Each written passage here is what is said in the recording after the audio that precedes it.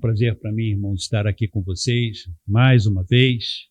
Louvo a Deus por esse... É um privilégio sempre quando estamos compartilhando a palavra de Deus.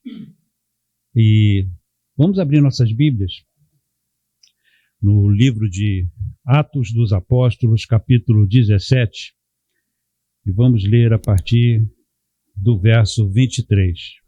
Atos dos Apóstolos, capítulo 17, a partir do verso 23. Diz assim as Sagradas Escrituras: Pois eu passando e vendo a vossa devoção, encontrei um altar no qual estava escrito: Para o Deus desconhecido. Este, portanto, ao qual reverenciais sem conhecer, é o que vos declaro. O Deus que fez o mundo e todas as coisas que nele há, visto que ele é o Senhor do céu e da terra, não habita em templos feitos por mãos, nem é adorado por mãos de homens, como se necessitasse de alguma coisa, visto que ele dá a todos a vida, a respiração e todas as coisas. Porque nele vivemos, nos movemos e existimos, como também alguns dos vossos poetas têm dito, porque também somos suas descendência. Até aí, vamos orar, queridos. Querido Deus, maravilhoso Pai, lida a Tua palavra, Senhor. Agora estamos totalmente na dependência da Tua santa misericórdia, para que o Senhor nos use aqui, neste lugar, para podermos falar à tua igreja, ao teu povo. É tua palavra e é tua igreja, Senhor. Falta-nos apenas a capacitação vinda do alto para podermos dissertar da forma correta sobre aquilo que o Senhor tem colocado e proposto em nosso coração.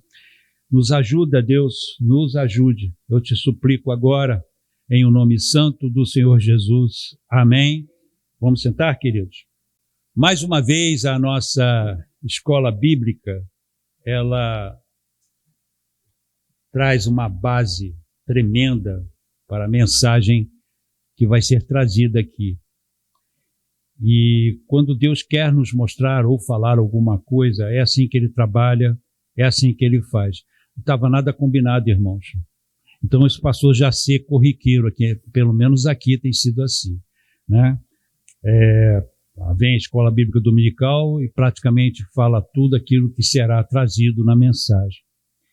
E uma outra coisa também que eu quero ressaltar aqui, é que quando ocupamos esse lugar, né, quando Deus nos coloca aqui para trazer uma palavra, qualquer um dos irmãos que vem aqui, as mensagens são frutos de meditação que estes irmãos tiveram com Deus. Antes Deus falou com eles, antes Deus mostrou para eles, e a partir daí eles trazem aquilo, se é o que Deus quer trazer para a sua igreja. Comigo não foi diferente. Eu venho já de algum tempo meditando sobre alguns termos na Bíblia, alguns assuntos, e esse aqui foi um deles. Então vamos lá, vamos à palavra, vamos ver o que Deus quer nos mostrar nesta manhã aqui. Eu anotei algumas coisas, eu vou ler, né? Justamente para não perder aquilo que Deus nos trouxe, né? Então, a primeira coisa que nós vemos aqui é que o apóstolo Paulo, quando ele chega em Atenas, chegou lá em Atenas, cidade esplêndida, maravilhosa, né?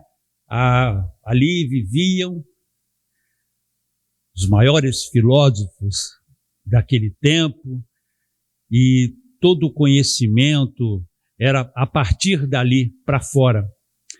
E Paulo, como sempre fazia, né, ele ia para as sinagogas, começava pregando nas sinagogas, trazendo a mensagem de Deus ali. E só que ali em Atenas ele causou um alvoroço nas sinagogas e ele foi bloqueado, foi vedado, né? E não podia mais pregar, então ele foi para onde? Mercado público, onde fluía muita gente, e ele ia lá, ele começava a pregar a mensagem, falava daquele jeitão dele, e alguns filósofos viram a pregação dele e começaram a comentar entre si o que esse tagarela, que é a expressão usada, do que esse tagarela está falando, né? E aí uns respondiam aos outros, de alguma coisa aí, de alguém que morreu e que ressuscitou, de um Deus estranho e tudo mais. E aí partem deles o convite para que Paulo fosse lá para o encontro que eles tinham regularmente lá no Areópago, que era uma espécie de um anfiteatro, né? Onde na parte de cima ficava ali as pessoas, né? Quem estava participando, e embaixo os preletores. E Paulo foi convidado para esse encontro ali. E ele não perdeu chance. Mas aconteceu um negócio com Paulo antes desse evento, que ele andando pela cidade, ele ficou impressionado. A Bíblia diz que o espírito dele se revolucionou dentro dele, né? Pela quantidade de altares e deuses que eles adoravam. E ele olhando todos aqueles deuses, aquela multidão de deuses, ele se deparou com um nicho, né? Onde não tinha Deus nenhum lá dentro, estava vazio e embaixo escrito ao Deus desconhecido. E ele guardou isso para si. Chegando lá no Areópago, ele começa a pregar. E aí ele faz exatamente isso que o texto diz. Ele começa a dizer assim, ele fala assim, pois eu passando e vendo a vossa devoção, né? Não poderia falar diferente para não causar um impacto neles, né? Encontrei um altar no qual estava escrito para o Deus desconhecido. E é sobre esse Deus que eu quero falar aqui. Foi isso que ele disse. E aí ele começa a levantar uma série de situações que, para aqueles homens, para aqueles filósofos, tá, era algo desconhecido. Quando o apóstolo Paulo discursa no Areópago, em Atenas, diante de orgulhosos filósofos, epicureus e estoicos, que julgavam ser detentores da verdade e da sabedoria, ele fala da insignificância do homem. Paulo começa a abordagem dele colocando o ser humano no seu lugar. Então ele vai na contramão do que aqueles filósofos imaginavam. Eles eram orgulhosos, eles achavam, nós sabemos a verdade. O conhecimento está nas nossas mãos. Nós sabemos responder às questões da vida. Isso era o que estava na mente deles. Paulo vai na contramão e diz, não é nada disso. O homem é o ser mais insignificante que existe. E ele começa a dizer que o homem dependia totalmente dessa figura, deste Deus, que para eles era desconhecido. Na abordagem, ele demonstra que não passamos de nada diante de Deus. Fica claro que não movemos uma só palha sem a anuência e a permissão de Deus e a compreensão de que nele vivemos. Presta atenção, essa parte do texto que ele prega, ele diz assim, nele vivemos e nos movemos e existimos, é a base do que nós vamos falar aqui nesta manhã. Então, Paulo, quando chega diante daqueles homens que se acham sábios, mostra para eles uma das maiores verdades e a mais importante de todas, que nós não somos absolutamente nada neste mundo. Nada, irmãos. Paulo começa a pegar eles exatamente, começa a, digamos assim, a atacar a arrogância e a soberba deles de uma forma bem sutil, mas falando a verdade. Mostrando para eles a insignificância do homem diante de um Deus todo-poderoso. Lá no livro do profeta Isaías, no capítulo 41, verso 24, nós lemos assim, presta atenção, profeta inspirado por Deus, ele diz assim, eis que sois menos do que nada, e a vossa obra é menos do que nada, abominação é quem vos escolhe. Isso é muito forte. Eis que vocês são menos do que nada. e a obra de vocês é menos do que nada. Paulo vai exatamente nessa linha, mostrando para aqueles homens soberbos e arrogantes que eles não significam nada, que homem nenhum significa nada. O que é que nós temos para oferecer? O que é que nós somos neste mundo, né, para acharmos que somos alguma coisa? Isaías diz, nós não somos nada. E o que fazemos, qualquer coisa, é menos do que nada. Isso nos coloca no nosso lugar. Na meditação desta manhã, na escola bíblica, o que foi apresentado para nós? Que nós somos totalmente dependentes do pastor divino. Nós não podemos fazer nada. A ovelha, ela é cega. É o ser mais sem noção que essa terra já concebeu. Ele consegue ser pior do que uma anta, no sentido verdadeiro da palavra. Ele não sabe para que lado vai, ele não sabe o que ele come, não sabe o que ele bebe, ele não sabe fazer absolutamente nada. E quando se perde, não sabe voltar. Então ele depende do pastor. Ele depende daquela pessoa que cuide, olhe por ele. Aí vem o homem se achando que pode fazer alguma coisa, achando que pode realizar alguma coisa. E os resultados estão aí, notórios para quem quiser ver. E a Bíblia já aponta isso há séculos, há milênios. Já nos fala sobre isso. É óbvio que o homem natural não reconhece esta condição, porque o pecado o impede de enxergar esta realidade. Se você falar para qualquer um desses poderosos, entre aspas, porque nenhum deles são, mas se nós formos falar com qualquer um desses poderosos, eles vão rir na nossa cara, porque eles não enxergam isso. Eles não imaginam que eles não tenham poder nenhum, porque não têm. Porém, ao entregar-se a Cristo, sua vida regenerada, quando Jesus entra em nós e nos regenera, e o véu da ignorância é removido, nós passamos a compreender que a nossa suficiência, ela vem de Cristo. E a partir deste momento, uma nova realidade se apresenta com responsabilidades e muitos desafios. E esse é o ponto, irmãos, que nós precisamos entender. O homem natural não consegue enxergar o quão pequenininho ele é, o quão insignificante ele é. Está vivo hoje, daqui a pouco pode estar morto. Um simples vírus pode matá-lo, como nós tivemos um exemplo durante aí pelo menos 2 anos. É o que nós somos. Temos nosso corpo, depois de desfeito, a quantidade de ferro que existe dentro dele, dá para fazer um prego. Um prego. Então, se eu fosse analisar nessa ótica, nós valemos um prego, irmão. Um prego enferrujado. Não vale nada. E precisamos ter essa consciência em nós, precisamos ter isso muito forte dentro de nós, porque para nós entendermos o que é a suficiência de Jesus para nós, precisamos entender primeiro que não somos nada, que não podemos fazer nada, e que não há nada que nós possamos fazer em relação a isso. Esse é o outro ponto que nós vamos ver na mensagem. Não há nenhuma ação nossa que importe, ou que faça sentido, se Jesus não for a nossa suficiência. Paulo, quando ele começa a falar para aqueles arrogantes homens, ele vai nesta linha, exatamente dizendo, olha, você se move, você existe, porque Deus permite isso.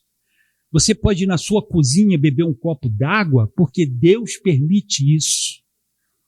Você pode andar porque Deus permite isso. Você se alimenta porque Deus permite isso. É assim que funciona, mas nós não enxergamos assim. Enquanto estamos ainda sem Cristo, e muitas das vezes, depois de regenerados, nos esquecemos dessa verdade. Lá em João 15, prestem bastante atenção, porque esse texto, ele é o miolo, o cerne do que vai ser falado aqui. João 15, verso 4 e 5, nós lemos assim: permanecei em mim e eu em vós, como o ramo não pode dar fruto por si mesmo, a não ser que permaneça na videira, assim também vós não podeis, a não ser que permaneçam em mim. Gente, isso é forte demais. Olha o versículo 5. Eu sou a videira, vós sois os ramos. Quem permanece em mim e eu nele, esse dá muito fruto. Porque sem mim, nada podeis fazer. E nada é nada, irmãos. Não é nada, não, mas algumas coisas, não. Nada é nada. É assim que está no original. No original, a palavra nada é nunca. Não podemos realizar coisa alguma. Descreve a total impossibilidade de fazermos qualquer coisa fora de Deus, fora de Jesus. Não podemos fazer nada e Jesus deixa isso escancarado para quem quiser prestar atenção nisso. E nós ousamos falar e fazer as coisas por moto próprio, por nossos próprios movimentos. Nesta alegoria, Jesus se apresenta como a videira verdadeira.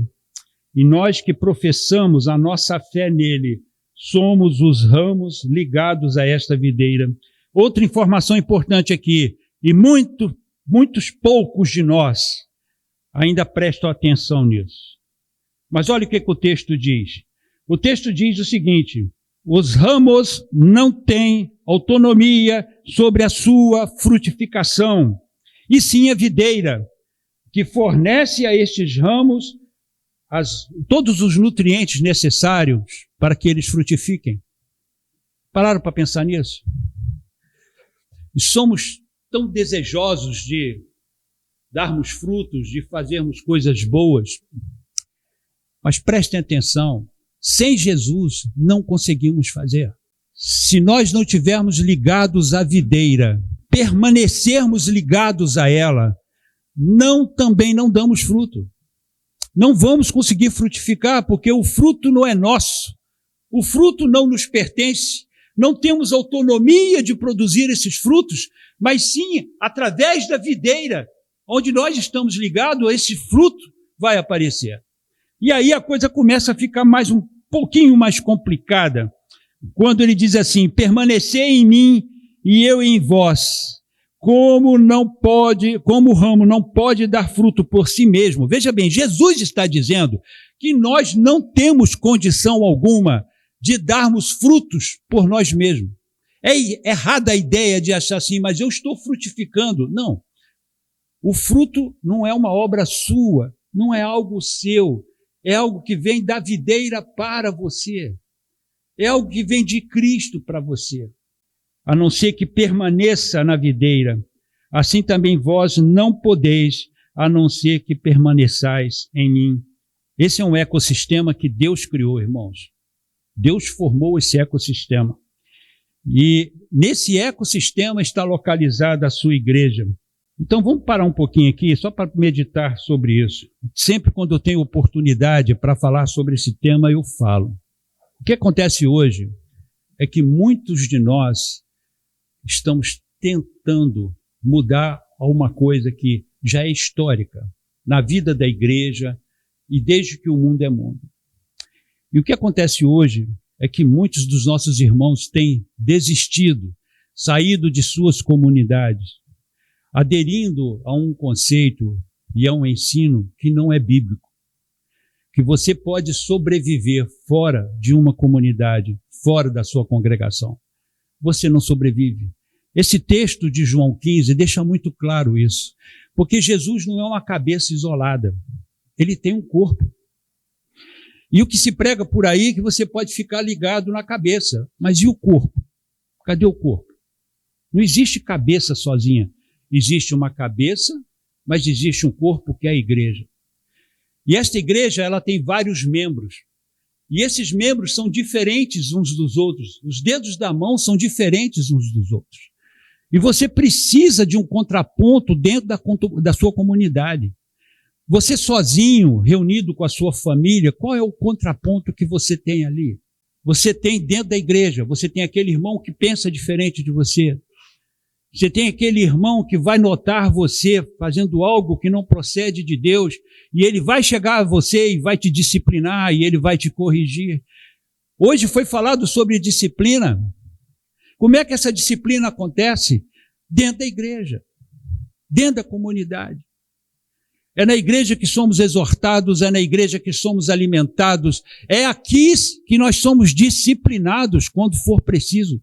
Porque, como foi dito aqui, Deus não tem filhos bastardos. Mas você sozinho, quem é que te disciplina? Quem é que vai fazer o contraponto para você? Quem é que vai te dizer que você está errado? Os pastores da internet? É aqui, meus irmãos. Então Jesus já começa a colocar ordem na coisa a partir quando ele fala isso. Eu sou a videira, vocês são os ramos ligados a mim. São vários ramos, mas todos ligados neles. Todos os ramos participando da mesma seiva, todos os ramos compondo todo aquele ecossistema. E aqui é interessante vermos que na natureza a luz solar é convertida em energia química, que nós conhecemos como fotossíntese. No corpo místico de Cristo, que é a igreja, o sol da justiça, que é Jesus, ilumina o seu povo, para que também tenham a força necessária para vencer o pecado. Fora da igreja, você não vence pecado. Você não vence, irmãos. E nós temos o costume de mudarmos aquilo que Deus criou desde o início. A nação de Israel, antes de ser nação, era um povo totalmente desestruturado. O que Deus faz? Leva esse povo para o deserto, né? E começa a organizar esse povo, dando leis, preceitos, ensinos. Forma uma liderança, traz um sacerdote e diz assim, ó, o culto que vocês vão fazer para mim é desse jeito aqui. Não é do jeito que vocês querem. O culto, o altar tem que ser desse jeito. A tenda da congregação tem que ser desta forma. E Deus dá as medidas, dá o tipo de material, diz as cores. Deus mostra para o povo como ele deve ser adorado. Está na Bíblia, irmãos. Nós saímos desse conceito e produzimos o que existe hoje. Mas vamos em frente. É importante frisar que na regeneração não perdemos a condição de nulidade. Temos que falar isso para algumas pessoas. São regeneradas, transformadas. Deus as coloca em uma posição de visibilidade, de destaque, e a partir daí elas se esquecem dessa regrinha básica aqui. Nós não podemos esquecer que nós somos nulos, insuficientes e frágeis. Isso é o que caracteriza a espécie humana. A diferença agora é que quando você é regenerado, você passa a enxergar isso, ou pelo menos deveria enxergar. E é nesta condição de humilhação que obtemos de Deus a sustentação da nossa fé. Se perdermos essa condição, amados, de humilhação, nos tornamos alvos fáceis de Satanás, porque a palavra de Deus diz assim em Tiago, capítulo 4, versos 7 e o verso 10, diz assim, sujeitai-vos, pois, a Deus, resisti ao diabo, e ele fugirá de vós. Mas vem logo em seguida, humilhai-vos diante do Senhor, e ele vos exaltará. Essa condição de humilhação não é um ato, irmão, irmã. Não é algo que você vai fazer de forma esporádica ou seguindo algumas regrinhas. É uma condição da alma, de você entender qual é o seu lugar e qual é o seu papel na história. Eu sou uma criatura de Deus, e mesmo que eu não quisesse nada com ele, eu ia continuar dependendo dele. A Bíblia diz que ele faz nascer o sol sobre maus e bons. Acho interessante, muito interessante. Asaf estava num momento difícil da vida dele, e ele não entendia por que os ímpios prosperavam, por que eles não sofriam dores, por que eles não passavam por lutas. Pelo contrário, Eles cresciam, ganhavam dinheiro, muito dinheiro, não padeciam de nada, não tinham necessidade alguma. E Asaf teve inveja disso. Ele fala isso no texto. Eu tive inveja e por causa da minha inveja os meus pés quase se resvalaram. Quase eu abandonei Deus. Quase eu deixei Deus. Porque ele falava assim, estou lavando as minhas mãos na inocência inutilmente. E aí ele diz o seguinte, até o momento que eu entrei no santuário de Deus. É aqui, queridos. É aqui que nós vamos entender o fim deles. O mesmo fim que Asaf entendeu. E aí ele compreendeu que eles viviam sob uma permissão, algo que Deus está permitindo pela sua misericórdia. Mas vai chegar um dia que isso vai terminar. Vai chegar um dia que isso vai acabar. E o juízo vai chegar sobre aqueles que não atentaram para isso. É justamente neste ponto que o cristão piedoso é desafiado diariamente. Isso é um desafio, queridos. Você viver numa condição de humilhado é um desafio, porque isso é contra a nossa natureza. Nós somos soberbos, arrogantes. Temos dinheiro no banco e achamos que podemos tudo. Somos habilidosos em determinada área e achamos que somos a última Coca-Cola da geladeira. O fato é que isso é da nossa natureza de pecaminosa, nossa natureza adâmica. Somos assim, irmãos. Querendo ou não reconhecer, somos assim. Arrogantes. Olhamos para o nosso irmãozinho, que às vezes tem menos recursos do que nós, mas olhamos para ele. Ah, meus queridos, muitos de nós caem, pois achamos que podemos fazer alguma coisa em relação à piedade. E somos justos perante Deus porque estamos totalmente integrados na sua obra. Poxa, aquele camarada super ativo na igreja. Mas não é assim que a Bíblia nos diz. E em relação à obra de Deus e o nosso relacionamento com Ele, não há nada que possamos fazer de moto próprio. Agora prestem atenção nisso. Mateus capítulo 5, capítulo 6 e capítulo 7 fala da essência de uma vida cristã autêntica, mas não há como vivê-la sem Cristo. E isso é importante nós prestarmos atenção. É importante que nós entendamos isso. Irmãos, a vida cristã não consiste em você fazer coisas, mas consiste em você viver aquilo que a palavra de Deus diz para você viver. E você só pode viver uma vida quando o centro dessa vida está dentro de você.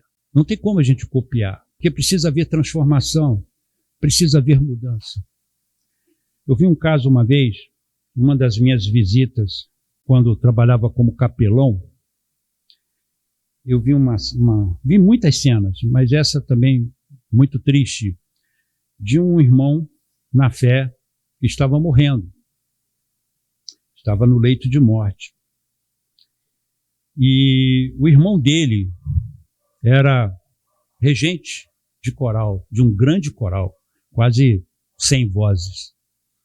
Um cara que entendia de música, um cara que era mestre de tudo, era um cara reconhecido dentro da igreja, conhecia o irmão dele. E aí, nessa visita, esse irmão quase moribundo chega para mim e diz assim, meu irmão nunca veio me ver, não me fez uma única visita. Fala para ele que eu estou com saudade dele, que eu quero vê-lo. Aquele irmão morreu, irmão. E ele não recebeu a visita do seu irmão. Aí você fala, mas ele sabia? Você falou com ele? Falei com ele. Cheguei para ele e chamei ele num canto, meu irmão, olha só, você está fazendo algo que não é de Deus. Teu irmão está morrendo e você não foi vê-lo. Ah, não tenho tempo, eu tenho os horários de reger, eu tenho isso, que aquilo outro. Pois o irmão dele morreu. E ele não foi visitá-lo. E aí eu olho para Mateus 5, 6 e 7. E aí vem algumas questões que eu gostaria de compartilhar com vocês. Como insistir com alguém, fazendo-lhe o bem, se este só lhe faz o mal? Mateus 5, 38 a 48. Verdadeiramente, qual é a nossa forma de reagir a esse tipo de instrução? Como reagir de forma honesta, irmãos? Eu estou falando agora de você ser transparente com você mesmo. Porque com Deus você não precisa ser, Ele já te conhece. E já me conhece também. Mas seja com você mesmo. Como é que você reage diante de alguém que só lhe faz o mal o tempo todo? Deixa eu falar uma coisa para vocês. Eu não sou diferente de ninguém. Há 2 domingos atrás, eu estava vindo com a minha mulher aqui para a igreja. Era antes das 8 horas. A gente estava pegando o Uber. Nós temos uma vizinha que é esquizofrênica. Ela mora na esquina. E por alguma carga d'água, essa mulher que sempre falou horrores ao nosso respeito, não sei porquê, mas ela já é conhecida na vizinhança toda. Ela estava ali na porta do nosso prédio. E essa mulher falou um monte de coisas. Um monte de coisas que não dá nem para falar aqui. Nós dois entramos no Uber, eu e minha esposa, e a gente não falou nada. Entramos calados. Sabe? Mas eu vou dizer para vocês como é que estava o meu coração naquele momento. Eu queria que aquela mulher ardesse na minha frente. Eu estava mais para filho de Zebedeu do que para filho de Deus. Clamando o fogo do céu para queimar ela. Percebe?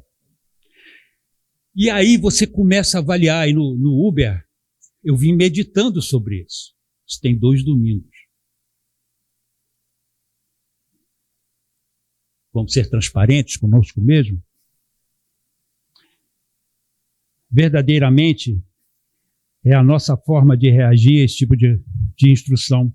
Como reagir de forma honesta quando alguém lhe toma a sua túnica e você permite que também leve a sua capa? Está no texto bíblico, irmãos. Ou te obrigue a caminhar 1 milha e você diz, não, 1 milha só não, vamos caminhar 2. Aquele irmão chato, mala sem alça, de papelão e na chuva. Difícil de aturar, irmãos. O texto diz como a gente deve ser com essa pessoa.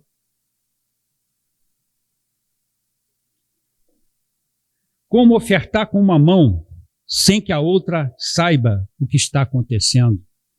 E Jesus aqui nos adverte, não nos adverte apenas de fazermos o bem em secreto, mas ele fala, você cava um pouco mais. Com Jesus é assim, você cava bastante.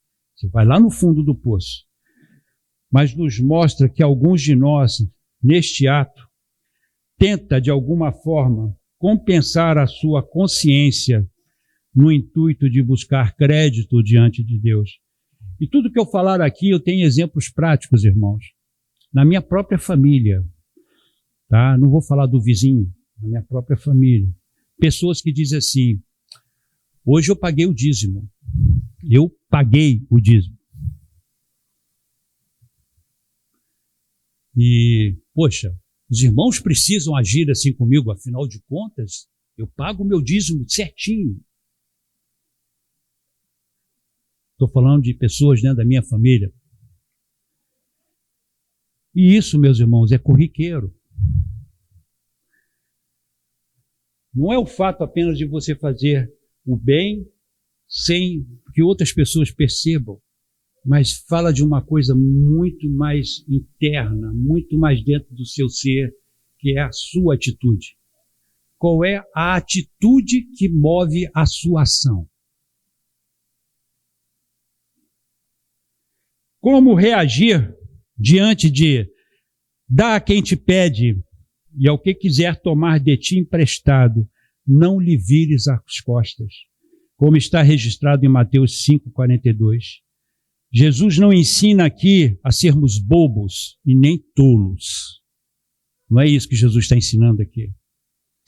Mas nos ensina que são as nossas atitudes que definem as nossas ações. Precisamos tornar a nossa vida um culto constante a Deus, uma oferta diária, sem nenhum tipo de restrição. Todo o Sermão do Monte, todo ele, se resume em um ensino de entrega incondicional a Cristo.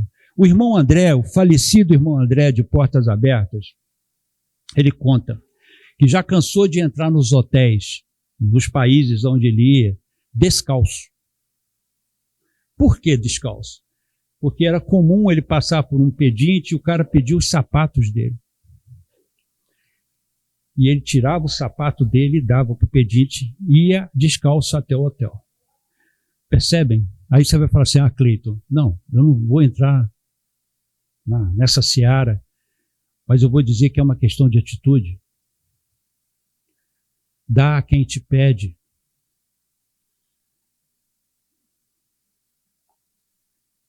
Aí Paulo fala assim, meus irmãos, em Romanos 12, versículo 1. Suplico-vos, pois, irmãos, pela misericórdia de Deus, de apresentardes os vossos corpos em sacrifício vivo, santo e agradável a Deus, que é o vosso culto racional. Então, o que eu quero dizer com todas estas coisas aqui? Eu quero dizer que nenhuma das equações propostas por Jesus, nenhuma delas, nada do que Jesus vai te pedir a mim e a você, tá? Nada, podem ser fechados pela vontade humana. Você tem como fechar essa equação por sua própria vontade? Impossível. Porque tudo que Jesus pede vai à revelia do que nós somos. Tudo que Jesus nos manda fazer, por exemplo, lá no Sermão do Monte, isso aqui eu citei alguns exemplos, tem N outros exemplos lá. Não tenho como satisfazê-lo pela minha própria vontade.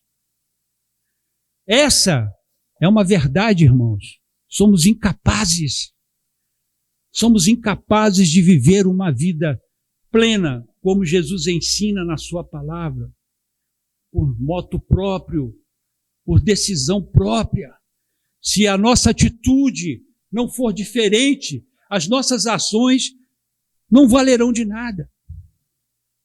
Olha o que diz Isaías. Tudo que eu estou falando para vocês é o que está registrado na palavra e é o que Deus mostrou para mim. Estava muito preocupado com as coisas da igreja, com as coisas que eu preciso fazer aqui, com as demandas que acontecem, e eu achando que isso era o que Deus queria. E aí vem Isaías 64 e diz assim, a partir do verso 6, todos nós, porém, somos como uma coisa impura, e todas as nossas justiças são como trapos imundos. Depois procurem. O que quer dizer esse trapo imundo? Não vou falar aqui, mas é fácil vocês irem na internet. A que o profeta estava se referindo como trapo imundo? E a comparação é que tudo de bom, entre aspas, que nós fazemos, são comparados a trapos imundos. E todos nós iremos murchar como uma folha, e nossas iniquidades, como o vento, nos têm arrastado. Percebem a gravidade do negócio? E não há ninguém que invoque o teu nome. Isso é o profeta dizendo. O profeta reconhece. Ninguém te procura, Deus. Ninguém te invoca. E que comova a si mesmo, agarrar-se a ti. Olha só que expressão tremenda. A pessoa nem se comove e nem se sensibiliza pelo fato dela não estar buscando a Deus. Estamos diante da TV todos os dias. Na internet, então, nem se fala. Mas o profeta está dizendo que nós não nos comovemos pelo fato de estarmos ausentes da presença de Deus. Porque tu tens escondido a tua face de nós e nos tem consumido por causa de nossas iniquidades. Agora, porém, ó Senhor, tu és o nosso Pai. Aí o profeta apela pelo lado da misericórdia de Deus, que foi falado aqui, que as suas misericórdias nos acompanharão durante todos os dias, a sua bondade e a sua misericórdia. E o profeta reconhece isso aqui. Ele diz agora, porém, ó Senhor, tu és o nosso Pai. Nós somos barro e tu, nosso oleiro. e nós todos somos o trabalho de tua mão. Não estejas furioso excessivamente, ó Senhor, e nem lembres da iniquidade para sempre. Observa, veja, nós te suplicamos, nós somos todos o teu povo. O nosso esforço sem Cristo, irmãos, não vai nos levar a lugar algum. Vir à igreja, enfrentar a chuva, enfim, isso não muda a coisa. O que muda é a atitude que está no nosso coração. Vimos por quê e para quê. O que que move o meu coração para estar aqui, irmãos? O que que move o meu coração para não deixar esta igreja? Ah, Cleiton, que isso? Que isso? Não, sou comum, como qualquer um de vocês. Aí João 15,4 fala: permanecei em mim e eu em vós. Como o ramo não pode dar fruto por si mesmo, a não ser que permaneça na videira, assim também vós não podeis, a não ser que permaneçam em mim. O termo grego, já estou finalizando, o termo grego usado para permanecer quer dizer continuar a ser, não perecer, durar, aturar, permanecer o mesmo, não tornar-se outro ou diferente e esperar. Isso é permanecer, irmãos. Isso é permanecer, é o que Jesus cobra de nós. Permaneçam, fiquem firmes, continuem ligados a mim. Não deixe o mundo afastá-los de mim. Não deixe o mundo tirar de vocês a sensibilidade que vocês precisam ter para me adorar, para me buscar. Eu tenho que ser a figura mais importante da vida de vocês. Eu tenho que ser mais do que o ar que vocês respiram. Isso é permanecer, queridos. Permanecer em Cristo nos limita dentro da sua vontade. Não é o que nós queremos. E se nós aqui, qualquer um de nós, acha que pode fazer o que quiser fazer, então este lugar não é para você.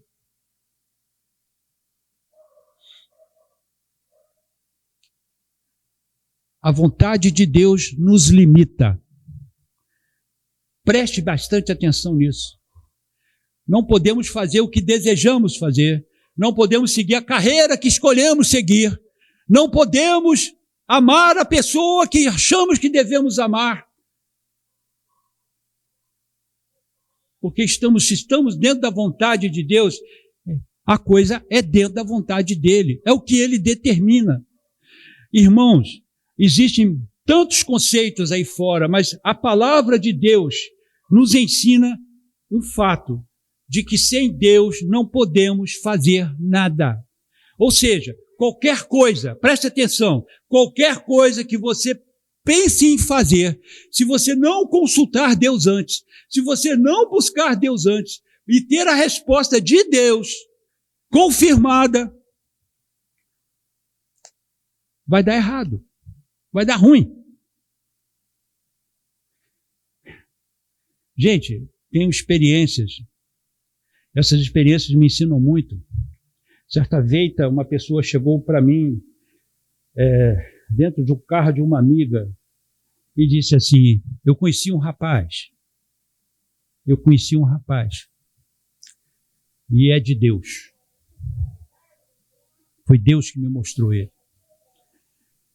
E a gente questionou algumas situações, mas ela afirmava que era de Deus. Se casaram. O casamento durou 3 meses. Depois de pouco mais de um ano, eles se divorciaram. Entendem o que eu estou falando? Nosso coração é enganoso. Você tem que buscar a Deus. E a confirmação daquilo que você buscar, aquilo tem que estar no seio da igreja. Outras pessoas têm que estar orando com você, porque vivemos dias tão mentirosos, dias tão terríveis, que hoje você não pode arriscar de forma alguma a fazer qualquer coisa se você não tiver a confirmação de Deus que é aquilo.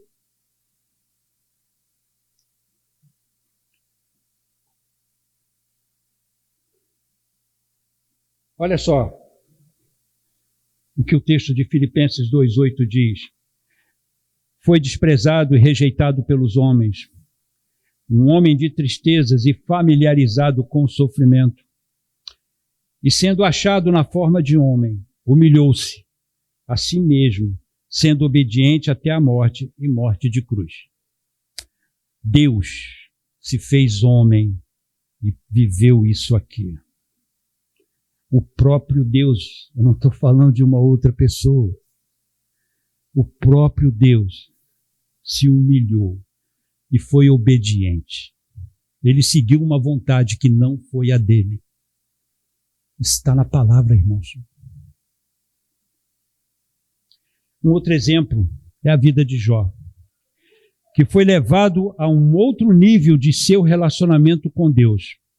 A humilhação que sofreu o fez ver como ele dependia de Deus para tudo na sua vida. Reconheceu o seu pecado, lá no final, e se arrependeu. As atitudes de Jó, antes de ser quebrantado, não eram ruins, eram boas atitudes. Deus deu testemunho deles, e olha que foi Deus que deu testemunho dele. No entanto, não expressavam a sua dependência de Deus. Amados, e a gente vê isso em toda a história de Jó. Jó era perfeito. Jó não vacilava. Jó fazia tudo certo.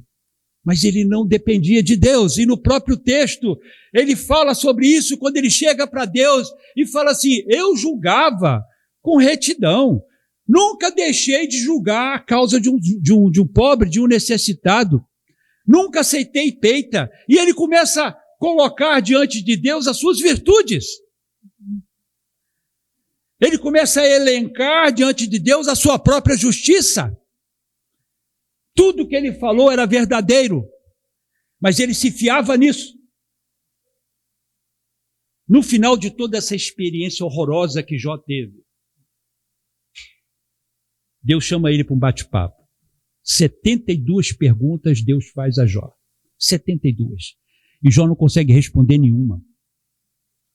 Nenhuma. O homem perfeito não consegue responder uma só pergunta que Deus fez a ele. Mas no final ele fala isso aqui, em Jó 42, 5 e 6. Eu tinha ouvido de ti com os ouvidos, mas agora os meus olhos te veem. Portanto, abomino-me e arrependo-me no pó e na cinza. É esse reconhecimento que precisamos ter, todos nós, a começar desse púlpito aqui. Para finalizar, vou deixar com vocês um texto de um homem que pecou terrivelmente diante de Deus. E no final, ele fala isso aqui, Salmo 51, versos 16 e 17. Preste atenção no que o rei Davi diz. Pois tu não desejas sacrifício. Ele já começa falando assim. Davi chega no ponto mais baixo da sua vida. No pior momento da sua existência. Ele assassinou um cara e adulterou com a sua esposa. E ele fala assim, pois tu não desejas sacrifício. Cadê os cânticos de Davi agora? Cadê a sua harpa sendo dedilhada com louvores a Deus? Cadê as tantas ofertas que Davi fez para o Senhor? E ele está dizendo, o Senhor não deseja sacrifício. Senão eu daria. Ele reconhece que naquele momento ele não podia oferecer nada para Deus, porque é o que nós somos, irmãos. Não temos nada para dar para Deus. E nós estamos aqui pela misericórdia dele. Preste atenção nisso. Tu não te agradas com ofertas queimadas. Os sacrifícios para Deus são um espírito quebrantado, um coração quebrantado e contrito. Ó Deus, tu não desprezarás. E aqui encerramos essa meditação, para que os amados e eu possamos entender uma coisa. Nós não somos suficientes em nós mesmos. Não temos condições de fazermos nada do que Jesus nos manda fazer. Somos totalmente dependentes da graça e da misericórdia dele. Se nós não prestarmos atenção nisso, todos os nossos atos serão de hipocrisia. Percebem isso? Se as nossas atitudes não forem compatíveis com o que o texto sagrado nos diz, coração quebrantado, um coração compungido, qualquer coisa que viemos a fazer, seja no reino ou fora dele, não passará de hipocrisia. Porque os fariseus lá no passado, eles praticavam tudo, mas eram hipócritas. Jejuavam, mas ficavam cambaleando pelas praças para que todos percebessem, aquele cara está jejuando. Ofertavam, mas a sua mão ia bem no alto, para que todos pudessem vê-lo dando a oferta. É o que nós somos, queridos. Então, que Deus tenha misericórdia de cada um de nós aqui. Que nos coloquemos na presença dele. Que nos arrependamos das nossas atitudes erradas e peçamos para ele um coração diferente. Um coração como o coração dele. Amém? Deus os abençoe. Pastor Reginaldo.